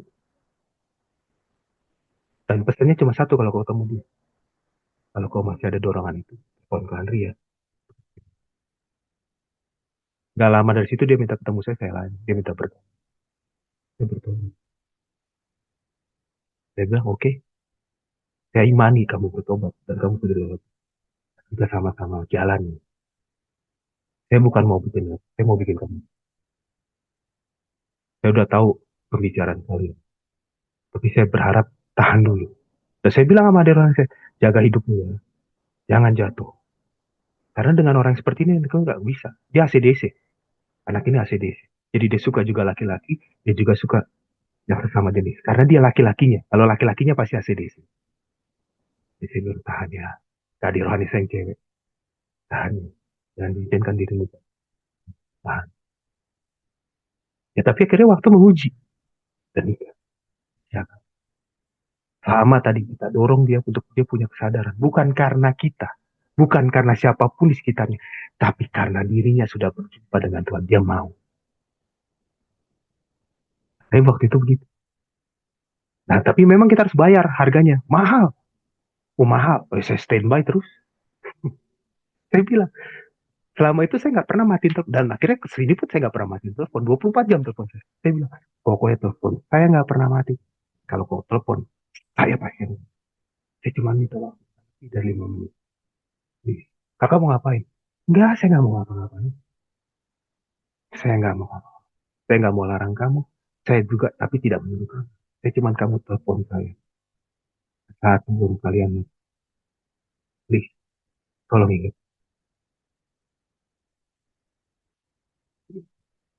Nggak ada yang nggak mungkin. Kuasa Tuhan itu lurus sekarang sampai selamanya. Jadi saya yakin betul. Orang mati aja bangkit. Kalau cuma rubah orang yang konslet, jadi nggak konslet, pasti lebih mudah kan. Gitu kalau dia. Tapi terima kasih kami dia sudah bertanya ini. Ini juga pertanyaan yang penuh pergumulan buat kita hari-hari. Saya suka bilang, jadi please jangan jangan malu.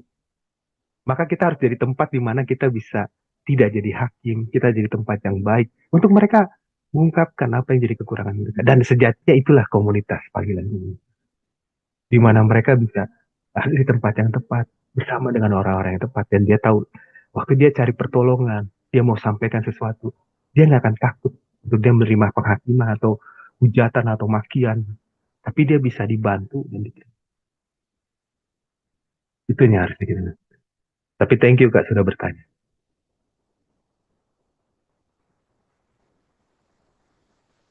Makasih ya Kak.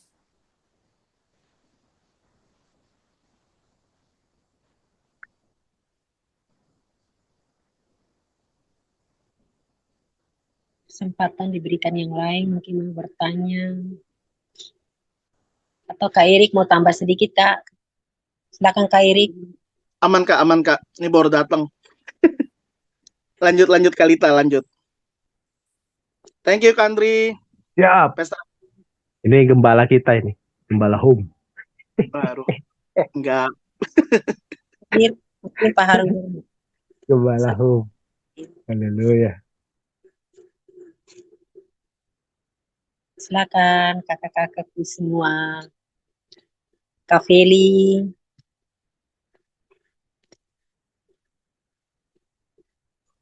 Kak Frankie, ayo. Ya, terima kasih Kak Andri buat kebenarannya. Benar-benar sangat memberkati. Sangat memberkati Kak. Dari awal sampai akhir, benar-benar sangat tersentuh Kak. Apa yang juga akhir-akhir ini saya secara pribadi alami, saya juga dapat jawaban lewat sharing pada malam hari ini. Wah, keren sekali Kak. Saya tidak tahu mau bilang apa sih Kak, tapi sejak tadi dari awal Kakak menyampaikan kebenaran ini, saya teringat dengan khotbahnya Bapak Gembala saya Pak Joni, dia bilang begini, ya kita terus tambahkan saldo kemurahan hati kita, kesabaran, kerendahan hati, aduh tidak mudah sih Kak, tapi kita kalau punya itu, wah kita orang-orang yang paling bahagia. Kita mendapatkan kebahagiaan yang sejati yang ada di dalam Tuhan. Memang nggak mudah sih Kak, yang tadi dari awal sampai selesai, itu nggak mudah tapi keren loh Kak. Apa yang Kakak sampaikan itu hasil dari perjuangan, apa yang kakak hidupkan, dan itu benar-benar saya mendapatkan energi yang baru begitu. Wah, luar biasa sekali, keren ya Kak Home malam ini. Ini menjadi bekal kita.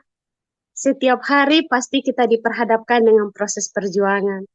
Setiap hari kita akan selalu diperhadapkan dengan ada situasi-situasi, ada momentum-momentum yang Tuhan tuh setting supaya kesabaran kita tuh semakin tambah, kemurahan hati kita, terus kita juga semakin melihat pribadinya kita apakah ada kesombongan atau ada perasaan-perasaan ingin kayak membandingkan diri kita dengan orang lain. Pokoknya semua peristiwa-peristiwa, momentum-momentum yang Tuhan adakan itu sebagai satu cermin untuk kita tuh melihat, ya kita berjuang bersama-sama. Sekali lagi Kak Andri, terima kasih ya Kak buat kebenaran malam hari ini. Sangat-sangat memberkati Kak. Ya mungkin dari saya ini saja Kak Dita, saya kembalikan. Kasih Kak Feli. Kak Erik, tambah sedikit Kak. Maaf Kak, belum ini nyimak dulu sebentar Kak.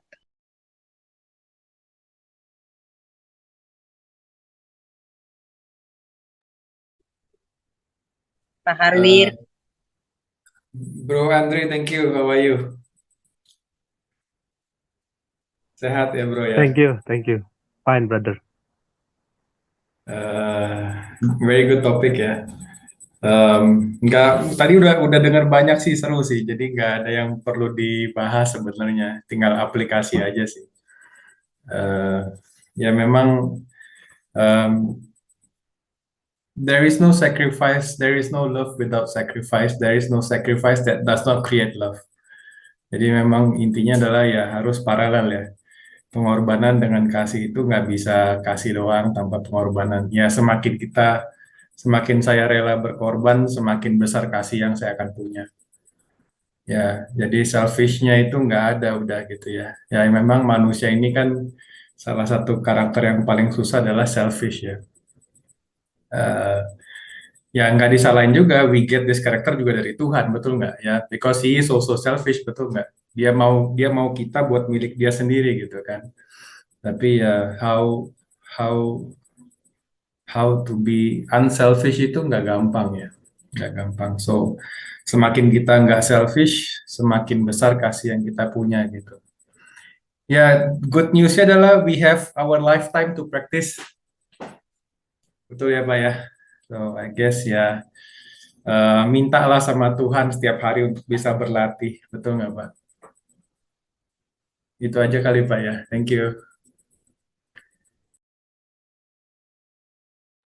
Kasih Pak Harwir. Mungkin ada yang lain? Oh, terakhir mungkin. Oke Kak, silakan. Kak Andri mau tanya nih. Ini apa? Yang 1 Korintus 13 ayat 3 itu, Kak. Itu mungkin apa ya?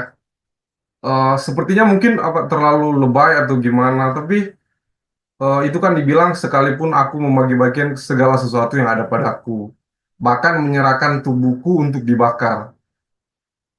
Yang menurut aku itu harusnya udah mantap tuh gitu. Emang ada orang begitu yang nggak punya kasih gitu, mau memberikan dirinya untuk dibakar. Itu sih yang menjadi pertanyaan, apa atau bahannya bahasa surat gitu. Gimana itu kayak? Jadi kan sebenarnya pertanyaan kita betul tadi tuh dari Bro Michael ya. Emang ada kan? Orang udah kasih semuanya, bahkan katanya sampai mengizinkan dan mengorbankan dirinya untuk jadi korban bakaran.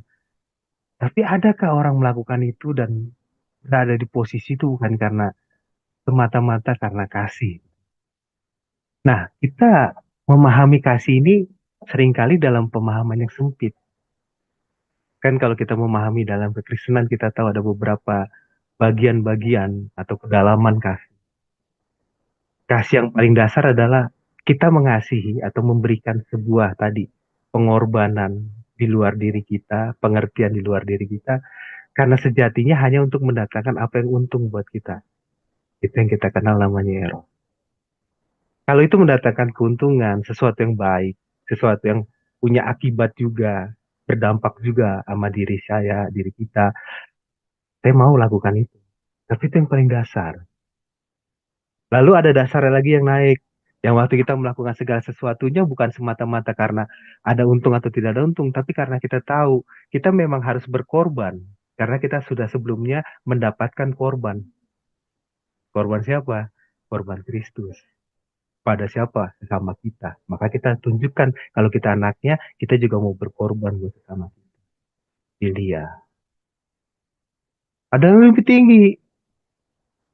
Kita berkorban karena kita tahu Allah itu begitu mengasihi kita, begitu sayang dan perhatian, dan Dia berikan semuanya. Maka kita sebagai anak yang tahu berterima kasih, karena sudah semua yang baik itu, kita juga mengasihi Dia, sama seperti Allah mengasihi kita. Buat juga sesama kita. Maka kita tahu itu ada agape. Kasihnya lebih tulus, lebih murni.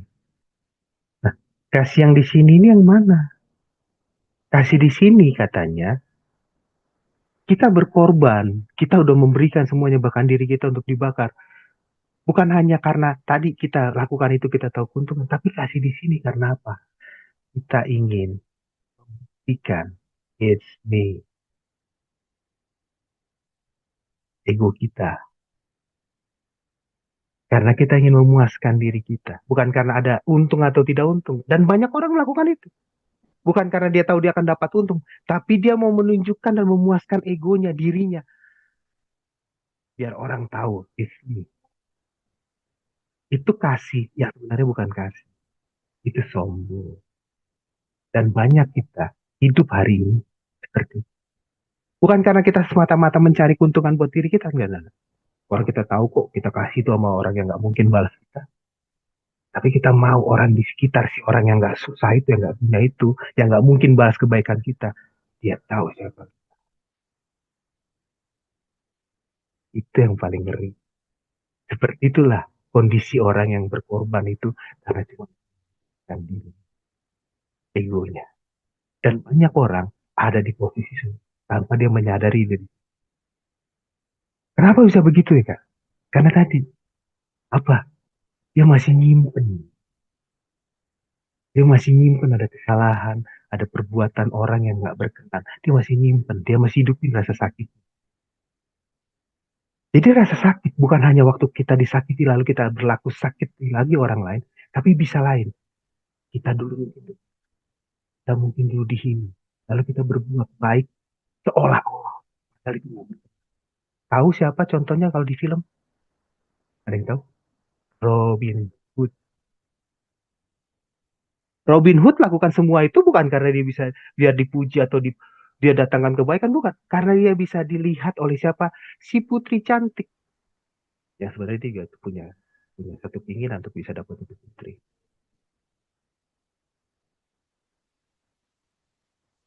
Karena biar dia tunjukkan, ini loh saya, I'm Robin Hood. Saya bisa jadi tuan tanah, bangsawan, dan bagi-bagi rent. Maka kenapa film Robin Hood gak sepenuhnya benar? Karena yang dia lakukan bukan semata-mata karena dia mau biar orang susah gak lagi jadi susah. Kalau kita lihat film itu agak sedikit lebih teliti, ada makna film itu yang lagi mau dipesan oleh orang-orang. Ya ini ya, US ini. Kau nggak boleh sama menunjukkan dirimu di tengah-tengah dunia ini. Kau nggak boleh karena masa lalu kelihatannya benar, padahal enggak, konsepnya salah. Kau nggak boleh karena apa yang dulu orang tahu, apa yang kau alami lalu kau harus tunjukkan lebih dari itu. Bukan karena dia lakukan dengan penuh kasih untuk apa. Saya dulu sakit, saya nggak mau orang lain sakit. Saya mau orang jadi sehat dan dia biar mengalami kasih Kristus, pemulihan. Bukan. Dia cuma mau orang puji dia. Oh, gitu. Oh, gitu. Dan itu yang coba dilakukan oleh penduduk Yerusalem. Dan Tuhan tolak. Maka dia bilang, waktu dia mau masuk Yerusalem, waduh, Yerusalem, Yerusalem. Kau memuliakan Tuhan dengan mulutmu, tapi mulut kita yang apa? Membawa dia ke salib. Itu kan yang dilakukan orang dunia, standar dunia. Apakah mereka mengeluhkan waktu Kristus masuk Yerusalem karena mereka tahu, oh ini dia nih yang memberitakan firman Tuhan itu, Mesias anak Allah itu. Oh ini dia saksi Tuhan itu, firman itu. Enggak. Mereka cuma mengeluh-ngeluhkan karena apa? Weh, datang nih tabib ajaib. Karena berita soal dia membangkitkan Lazarus sudah kemana-mana. Mentahirkan orang kusta udah kemana-mana. Membuat orang buta melihat udah kemana-mana. Maka yang berteriak-teriak itu yang punya kepentingan. Bukan karena mereka mau berjumpa dengan kebenaran firman Allah melalui Kristus yang datang ke Yerusalem. Bukan. Hingga waktu keinginan mereka nggak tercapai, mereka berbalik. Salibkan dia, salibkan dia, salibkan dia. Itu yang terjadi. Dan kita tidak boleh dengan nilai itu. Maka, boleh nggak kita nyanyi dengan antusias di gereja? Harus.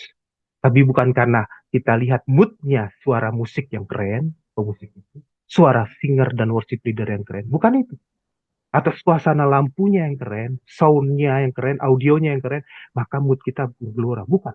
Tapi karena kita tahu dari yang paling dasar, it's time, ini waktunya.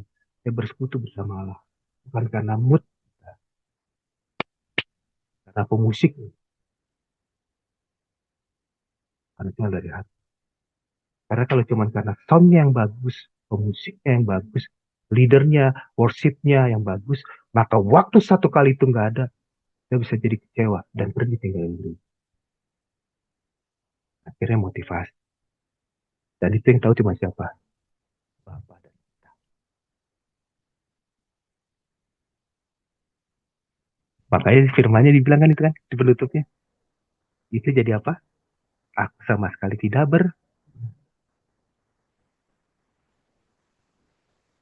gitu ya. Hari ini kalau kita baca firman Tuhan agak sedikit lebih harus jauh nih dalam. Tapi suka saya. Pertanyaannya terima kasih. Ini pertanyaan yang sebenarnya jarang orang ngeh. Tapi kalau ngeh bagus. Akhirnya saya sampaikan. Bro Andre, Ya, mengasihi itu melelahkan loh. sangat. Dan banyak orang berhenti karena itu melelahkan. Yes, karena tadi dilakukannya karena daging. Biar dia datang Betul. pujian. Biar dia dilihat orang. Biar dia ditepukin tangan. Wow, Brother Hawir ini the best. Wow, No. good I man. mean gini, melelahkannya gini loh. Kalau kita mengasihi seseorang itu melelahkan sekali. Kenapa? Karena kita mengasihi seseorang setulus-tulusnya ya, Ya, setulus-tulusnya. Anggaplah, katakanlah agape lah misalnya. Tapi kita mengasihi dia itu setulus-tulusnya. Tapi itu melelahkan, itu exhausted gitu loh. Dan itu menguras energi kita, menguras pikiran, perasaan, semua everything gitu. Tapi at the end of the day, yang mau saya garis bawahi sebenarnya lelahnya itu sebenarnya karena kita tahu bahwa Allah telah mengasihi kita dulu gitu. Karena nggak gampang kita mengasihi orang itu agape, tapi memang pasti melelahkan. Bayangin ya, orang yang melakukan pekerjaan Tuhan yang tulus itu melelahkan. ya, betul. Tapi karena Nggak kita gampang. tahu, nah seperti tadi Bro Hawir bilang, karena Hmm, dasarnya kita tahu Allah sudah begitu mengasihi kita, walaupun itu melelahkan sampai titik darah yang paling terakhir, kita nggak akan bersyukur. Waktu kita nggak betul, dapat apa yang kita ingin. betul. Itu. Makanya kita harus bedain tadi. Makanya kan gini, betul tuh pertanyaan Bro Michael. Apakah mungkin Kak, orang sudah berkorban semuanya, tapi bukan karena kasih? Ya ada. Karena yang dia cari bukan karena dia tahu kenapa dia harus melakukan itu. Dasarnya bukan dasar yang murni. Bukan dasar yang benar. Tapi dasar yang pasti pakai nilai dunia. Itu. Bahkan kalau dibilang kasihnya karena Eros, Eros masih lebih mulia. Dasarnya di bawah lagi dari Eros. Kalau Eros kan karena ada dorongan hawa nafsu, keinginan. Ini di bawah. Karena dia sebenarnya kelihatannya keren, bagus, mulia. Tapi dasar yang mendorong itu betul-betul yang paling norak bahasanya. Dalam tanda kutip. Karena apa? Cuma biar dipuji. Cuma dia bisa memuaskan keinginan dagingnya. It's me. Bayangin. Kelihatannya sekilas, loh emang salah apa Kak? Kalau dia ingin menunjukkan eksistensi dirinya. Salah. Karena waktu kita melakukan kasih, bukan kita, tapi dia. Itu dasar. Maka jadi tadi katanya tutup. Itu semua jadi sia-sia. Makanya betul Bro Hawir tadi bilang. Itu sangat berat. Itu tidak mudah. Itu sangat berat. Yes. Yes. Kalau itu yang murni. Maka Kristus ini. Kalau aku pikul salib, kamu juga bisa pikul salib. Kita lagi pikul salib. Lakukan kasih itu salib. Karena daging kita sebenarnya nggak mau berkorban. Dan harus sama seperti Kristus. Bukan nyawa yang diminta. Tapi sebenarnya. Karena kasih. Pikiran, perasaan, tindakan, perbuatan. Arah. Itu lebih dari sekedar mati.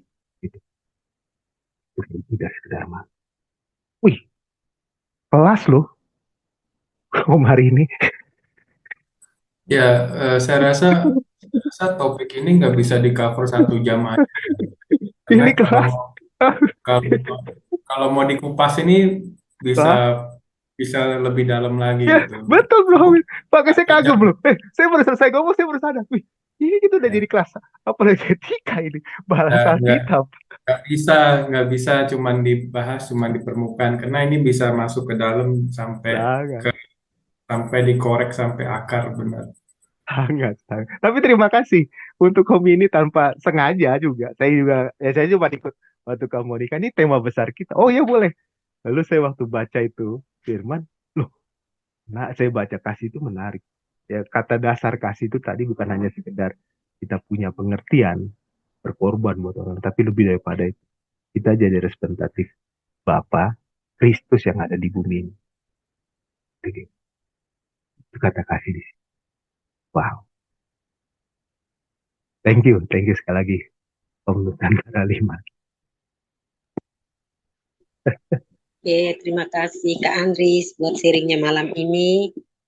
Di bagian timur waktu sudah pukul 10:16. Mungkin kita akan mengakhiri home kita malam ini. Karena di Kupang sudah jam 10:16. Ya, kita akan buat penutup yang akan dibawakan oleh Kak Andris. Sebelumnya mungkin ada closing statement sedikit Kak sebelum doa penutup. Siap. Terima kasih sekali lagi Home Nusantara 5 yang saya nggak tahu. Tapi setiap kali saya diizinkan sharing di tempat ini, saya pun yang bawa sharing saya diberkati dengan sharing-sharing kita. Terima kasih teman-teman. Satu pesan saya, tetap semangat walaupun makin berat. Tapi yakinlah, penyertaan Kristus Roh Kudus itu sama kita nggak pernah berhenti dan makin kuat. Terima kasih semuanya. Terima kasih. Thank you. Kita satu dalam doa yuk. Kita Bapak, kasih buat malam ini. Kau hadir di tengah-tengah kami, Tuhan. Terima kasih untuk firman-Mu. Kami bersyukur, kami percaya firman-Mu itu adalah Kau sendiri. Allah yang hidup. Firman-Mu kami percaya itu mengubah kami. Firman-Mu yang kami percaya itu yang menolong kami. Firman-Mu yang kami percaya itu yang menyembuhkan kami. Terima kasih Kau selalu hadir dalam kehidupan kami. Kasih Tuhan, kasih Roh Kudus. Kami serahkan malam hari ini Nusantara kami, komunitas kami dalam tangan Tuhan. Dan sebentar kalau kami kembali dalam istirahat kami, penyertaan berkat terus juga melimpah bagi. Terima kasih Bapa, terima kasih Tuhan Yesus. Amin. Tuhan berkati teman-teman. Thank you, Kak Andri. Terima kasih Kak Andri.